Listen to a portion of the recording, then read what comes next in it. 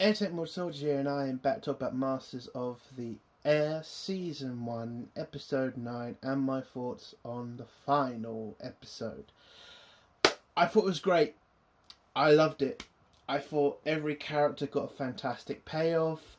I enjoyed the action scenes that we got in this episode. Are there problems? A little bit. It does sometimes feel rushed.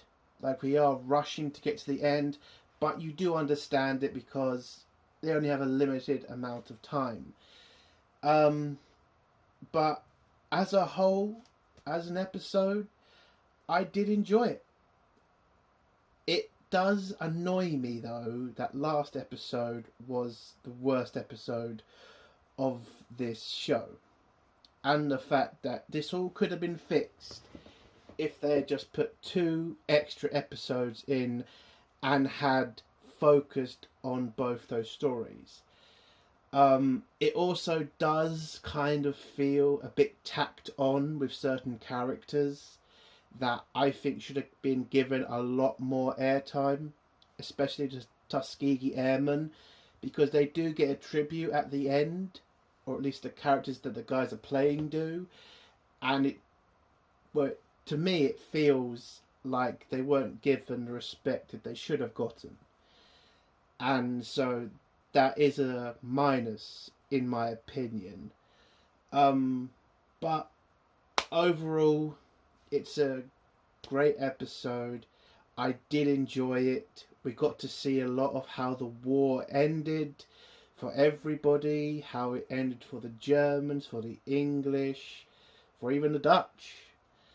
And yeah, it felt really good to watch. And this show has been very strong throughout.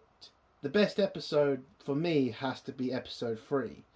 That was just the best episode because it did focus on their actual mission. We got a lot of combat in that episode, and I do wish the entire series had concentrated on the combat a lot more. I don't think this is as good as Band of Brothers, but I would say Masters of the Air is definitely, I would say, in a certain way better than the Pacific. The Pacific has its problems, but I did enjoy this a lot more than the Pacific. But if I had one thing or one bit of advice for the people who wrote this show and directed it, and I know I keep going on about them, but I would have, in this series, concentrated on 2 sides of the war. And what I mean is, I really wish the Tuskegee Airmen had been given a lot more story in this series. Again, they're an important part of the war. If you had started it off with, the bomber crews and the Tuskegee Airmen, and then gradually told both those stories, I think this could have been a hell of a show. But they didn't do that. So I will give it a minus for that. But other than that, a great final episode, great acting, the story itself, amazing. And for me, we rarely get, great shows like this. The ones that just concentrate on the characters and don't try to force some stupid crap down your throat or political message. It's just a simple story about guys getting through a war, and at the end of it, they lose a lot of friends, but they make it and they have a life after that. And, I love to pay tribute to the actual men who did fight this war for us. I mean, these people are heroes. They did save, like everybody today, we only live with the freedoms we have because of that generation, because of what those men sacrificed for us. And we should always remember that.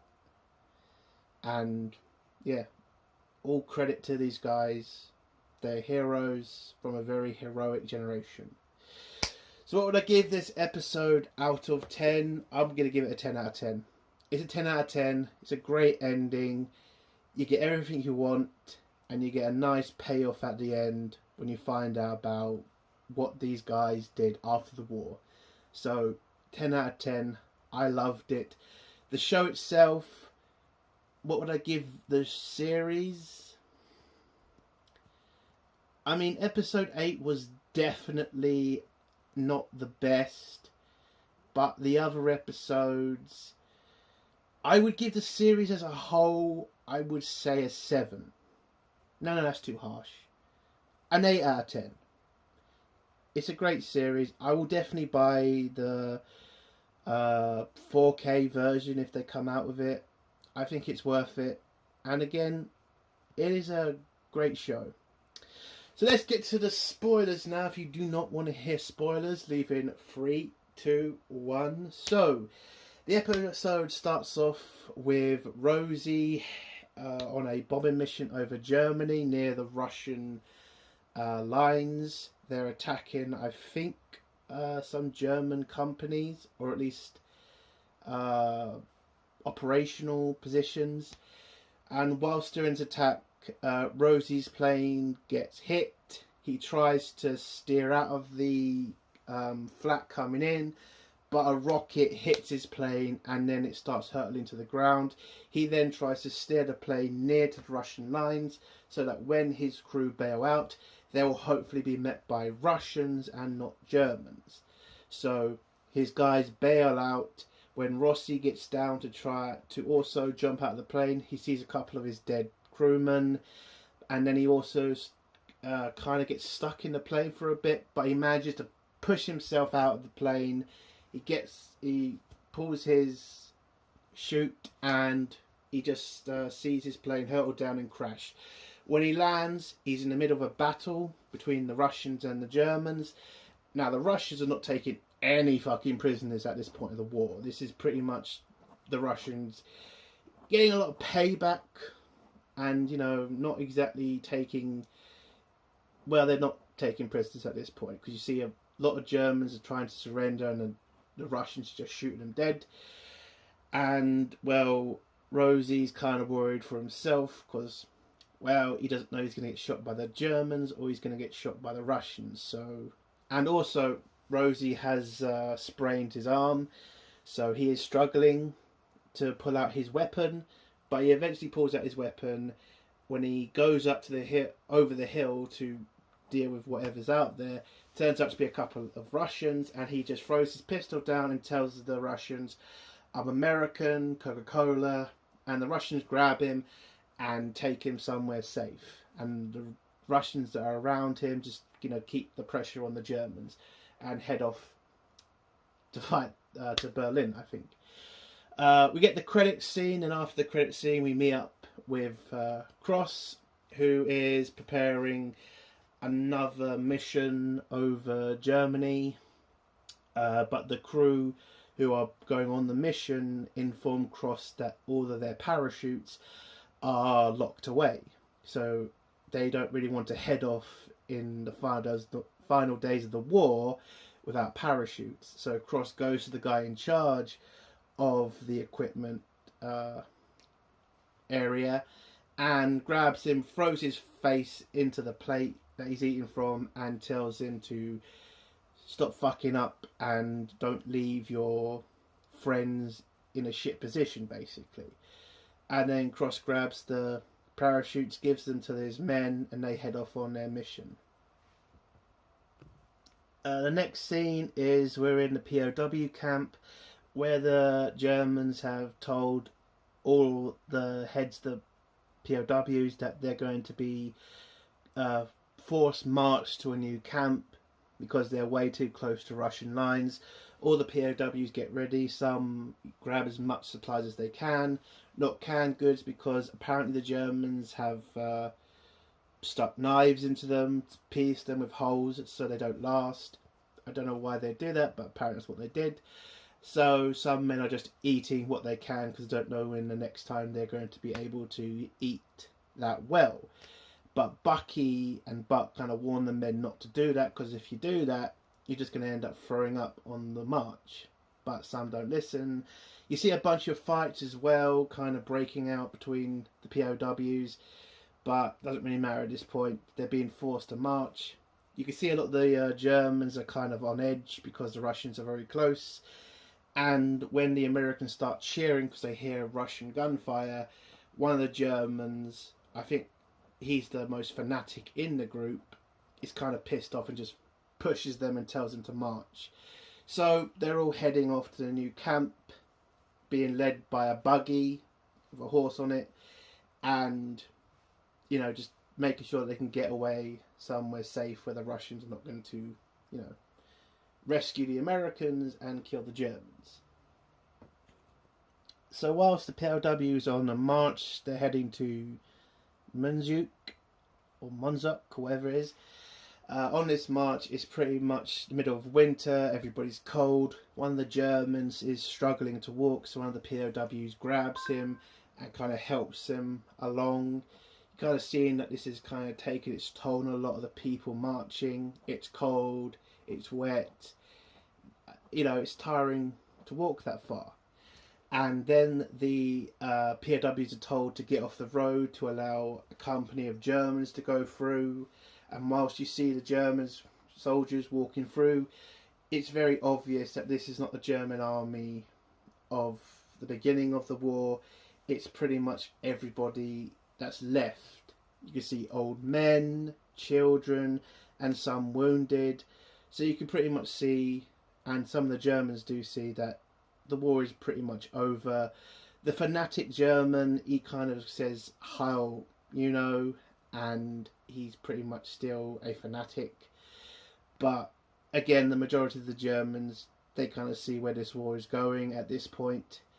And yeah, again, it's a kind of weird scene, kind of seeing that the Germans accepting defeat at this point, and then getting confused with the fanatic, who's like he is gone, man. Like, whoa, like it is over. And when you see the relationship between the Germans and the POWs, like the POWs know that they're on the winning side at this point, and you can see some of the Germans are kind of being a lot nicer to the POWs at this point, because again, you don't want to really annoy the victors at this point. So they make it to this small camp. The guys run to the nearest fire because they've been walking through the cold all day, and so they want to get warm. Once they've gotten warm, they all head off to sleep and wait for whatever the Germans' plan is next.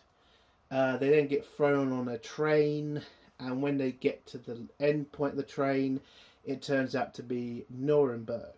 Now, one of the POWs, the American pilot, he is also Jewish, and he has also heard a lot of stuff about what happened in Nuremberg. So he's pretty much shitting himself. But a lot of the guys around him are kind of comfort him and trying to tell him it will all be fine, don't worry about it. So they get off the train, they walk through a city that's pretty much been obliterated by the Allies. You can see a little German kid asking for food from the POWs. And whilst they're walking through, you see a lot of the civilians trying to pick up rocks and stuff and debris, and trying to pretty much live in this ruin.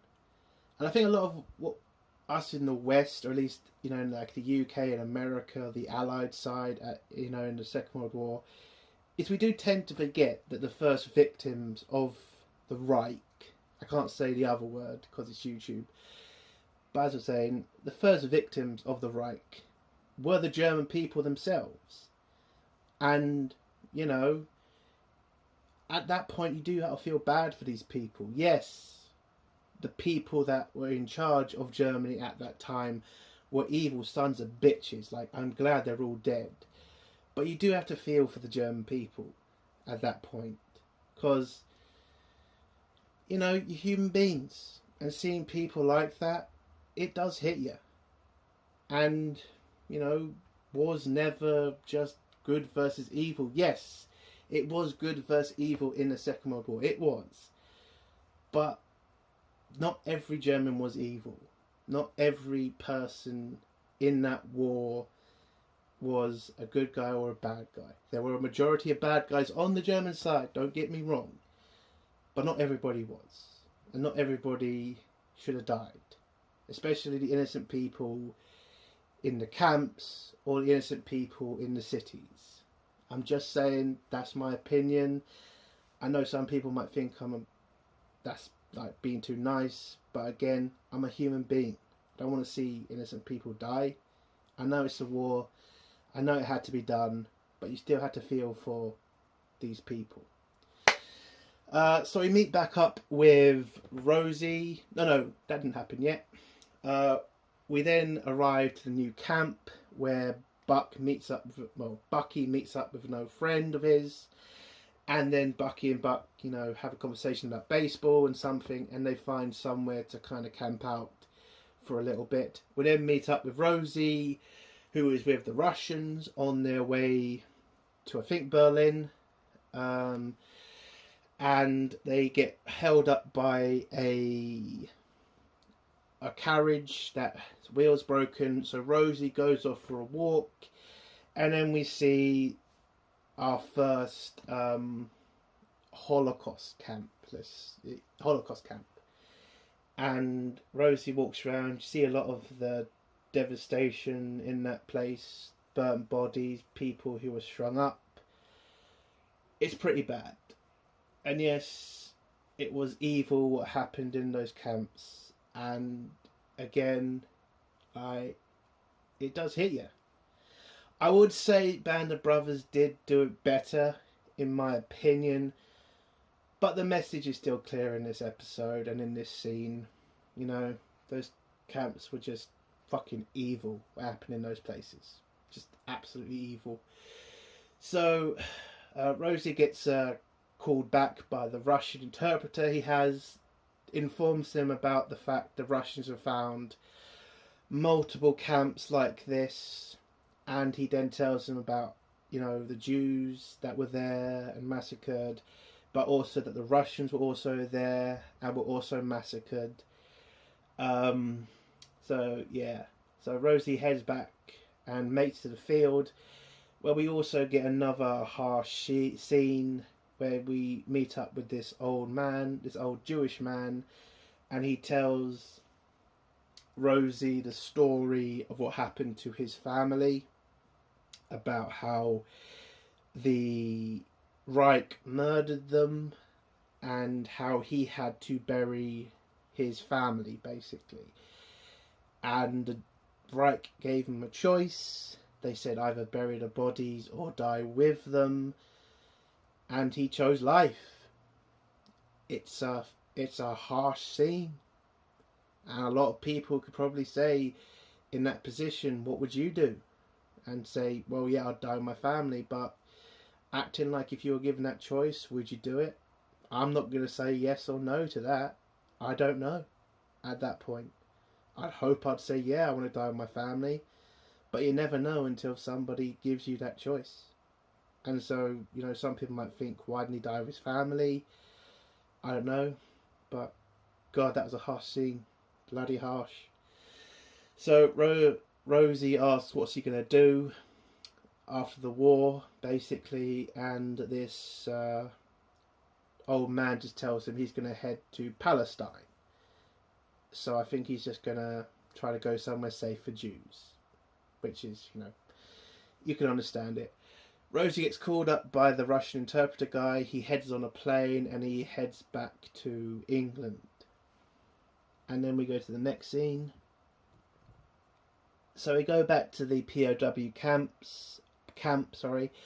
and where the commander of the POWs informs the guys the Germans want to force march them again to another camp, but now that the Germans have a lot less power, it's becoming more of a conversation. It's not being forced anymore. It's like, we need you to march this far, and the American commander pretty much tells them, we will march at this far because we need to think about the men and not march them to death, basically. So it's basically, at this point in the war, everybody just needs to work together and get through to the end.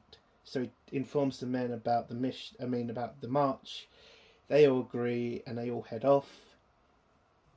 So they head off in a night when they are attacked by an American P-51. They get attacked by it. I don't think anybody dies, but Bucky gets angry at the German commander and tells them they shouldn't be forced to walk at night because they could be getting attacked by their own fighters, and it's just too deadly for them to do this. So to calm Bucky down, Buck agrees to escape with him at the next opportunity, because I think they've kind of seen the writing at the wall at this point, or at least what they think the writing on the wall is. And so when they get into the next town, they make their escape, basically. So Buck and a bunch of other guys slip away from the Germans, jump over a wall. When Bucky tries to go with them, the Germans see him and point their rifles at him and grab him. There's a big fight, and then the American POW commander pretty much jumps in and tells the German, if you shoot Bucky, you're going to have a riot on your hand, and this is something you don't want to do. So the German commander kind of realises, yeah, we're pretty fucked if that happens, so let him go, let's keep it peaceful.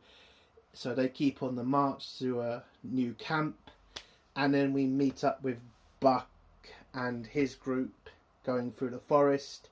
They have to hide from some German soldiers and some civilians that drive past, and then when they go into the forest, one of them goes off for a piss, but is then stabbed in the back by a kid. Then Buck and the other guy hear this, head off to try to save the guy. Turns out to be a bunch of kids. The other guy grabs the kid with the axe. They have like a little fight with each other. Buck manages to grab a pistol from the kid, points the gun at the kid, but he just lets the kid go away. And the German kid who stabbed the other guy, I think he got killed in the fight. But at the end of it, the kids run off. Well, the two kids run off, and Bucky and the other guy kind of see that the other guy died, so they have to leave him. But it also turns out the kids' rifles and pistol, all empty, no bullets. And so they just kind of accept the situation. They abandon the guns, head to the nearest town, where it turns out to have been taken by American soldiers. They surrender to the American soldiers, and they're now safe. We then head back to Bucky, who is now in a new camp where you just got every Allied soldier now, British, Canadian, Russian, everybody's just all together at this point, and just waiting to find out how the war's going to end for them. Rosie gets back to England, where he meets up with Cross. Everybody's happy that he's made it back, and Cross tells him about the fact his wife's pregnant, that he's going to be a dad, but he's also struggling with this because he's seen the worst parts of war, at least is what he thinks he's seen. He feels bad about what he's done at some points, and that he thinks he's turned into the monster that they thought they were fighting. But Rosie tells him they're not the monsters, they were fighting the monsters, and let's just make it to the end of the war, basically. So the next scene, Buck gets back to the base where, Cross meets up with him, gives him a hug because he got back, and Rosie, gives him a handshake. Buck sees some flying fortresses dropping cargo on the field and asks what that's about. That is the humanitarian drop, or at least the planned drops they're doing in the Netherlands, because the Dutch have been starving because of the occupation there and the fact the Allies were not able to break through there. And it is being blockaded by the Allies, but it's also being blockaded by the Germans.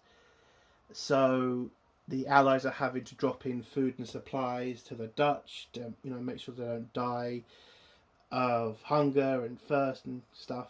So the Allies are also trying to make a deal with the Germans to allow these missions to go ahead. Don't fire at the planes, they're just dropping food and supplies, they're not trying to hurt you. But the Germans have not reached back out to the Allies, so there is no surety that the Germans are going to not fire on the planes, but the Allies have to do this mission because if they don't, more people will die of hunger. So Cross asks Buck, does he want to, fly the mission with them? Buck agrees. Buck also gets informed that his stuff is still on base. They didn't send it back to his relatives. So he's got all of his stuff. He finds his picture of his fiancée at this point. And so, yeah, he's happy with what he's got. We then go back to the camp, the POW camp, where everybody's on edge. And then a P-51 flies over and then starts attacking the camp. And he's attacking the Germans on the camp. The Germans try to shoot the plane down. It then turns out not to be just a plane. It turns out to be an attack group from the Americans with 4 Sherman tanks and a company of soldiers that begin to attack the base. The POWs take this opportunity to rise up against the Germans. They grab as many as they can, kick them, beat them with whatever they've got. Bucky and Jefferson then run around the camp trying to find a flag to, raise up above the camp to signal to the Americans it's been taken by the POWs. Whilst the Germans are fighting the Americans, they shoot at the POWs and they shoot at the guys outside the wire because there were some POWs working outside. So they do shoot a couple of unarmed men outside the camp as well. We do get kind of gruesome little scene where you see a German kid get killed, or at least we just see his body. That was kind of a hard scene to see. Okay, and he's a kid. Kind of, I get it's war, but it is kind of like, wow, that's a bit harsh. I know, again, it is war. Stuff happens. So the POWs pretty much take over the camp, kill as many Germans as they can, and take prisoners with the ones who then surrender. The head of the camp just gets surrounded by POWs with rifles, and then they pretty much surrender as well. The American tanks then break through the fences and take over the camp, and then the head of the POWs, the American commander, meets with the colonel of this American division, tells him they've taken over the camp. The German then heads over to him to surrender his troops to him. He offers to shake his hand. The German puts his hand out for a handshake, but the colonel refuses, so he just gives him a salute and tells him his men are willing to surrender and hand over their weapons. So the colonel agrees and tells him to dismiss, and the camp then gets a massive celebration. Bucky raises the American flag over the camp and all the men celebrate. The war is over now for them. They get to go home now. So the next scene is Buck getting on the plane, getting on the fortress to head off to supply the Netherlands. He's kind of a bit hesitant at first, but he gets comfortable fast. We get the running joke about him wanting to stay on the left side of the plane, and Rosie then, says a little joke back about he'll get the company commander, but it's all in fun. They head off. They fly over to the Netherlands. They have to wait to see if the Germans will accept, the truce at this point. And then it turns out, the Germans are accepting it. They drop the food and supplies to the Dutch, who give them a nice thank you wave. And then when they're flying home back to England, they see a message saying, "Thank you, Yanks." And that just makes them all happy. Whilst they're getting back, Buck then hears somebody on the radio. Turns out to be Bucky. He's gotten back from the POW camp and he's now on base. They land back into the field, and then Buck and Bucky meet up with each other, and yet the war is over for them. They then get the message over the radio that the war is going to be over at 12 at midnight, but pretty much every combat operation is pretty much done in Europe. The Germans have surrendered. They've done their duty. They have a massive celebration at the camp. Everybody's just firing flares and stuff, and Buck and Bucky having a drink on one of the pier things. So they all pack up and head off home. Cross says bye to Rosie, who offers meet him up in a jazz bar. He says you should bring your kid. He says he's too young for that, but he'll definitely see him at the jazz bar. They give each other a hug, get on different planes, fly off, and then the last scene is Buck and Bucky on one of the last flying fortresses heading off. They take off with all the kids saying goodbye, all the locals saying goodbye. They fly off into the air, into the clouds, where they meet up with the rest of the bombers and head off back to America to start their new lives. And the episode ends with all the information about what happened to all the characters after the war. You hear about Buck's wife and how he married her a month after he got back. But we unfortunately also heard that his wife died 8 years later, which I thought was sad, but at least he got those 8 years with her. You find out about Rosie becoming a colonel in the Air Force and staying in the Air Force throughout the Korean War and the Vietnam War. At least I think it was Rosie, or was that Cook? I don't know. But it was one of them. But I'm just saying, you find out what happened to them after the war. They all had very fulfilled lives. You found out about the Tuskegee Airmen as well, and how they all kind of went into teaching and, fought for their rights and stuff. So, yeah. And that's how the episode ended. I loved this episode. It was fun. It was great. It was great seeing how it all ended for them and finding out what they did after the war. As a whole for this series, it's definitely a strong series. It has its shortcomings, episode 8 being the biggest one. But overall, it is a great series. I loved the acting in this. I love the story. There's some shortcomings, but overall for me, 8 out of 10 for the series. A great show. And yeah, I loved it. 10 out of 10 episode. I'm happy with what I got. And that's the end of my review. If you like this review, give it a like. If you dislike this review, give it a dislike. And if you like my content, do think about subscribing. And if you have a comment, leave it below and I'll try to get back to it. Entertainment World Soldier. Bye.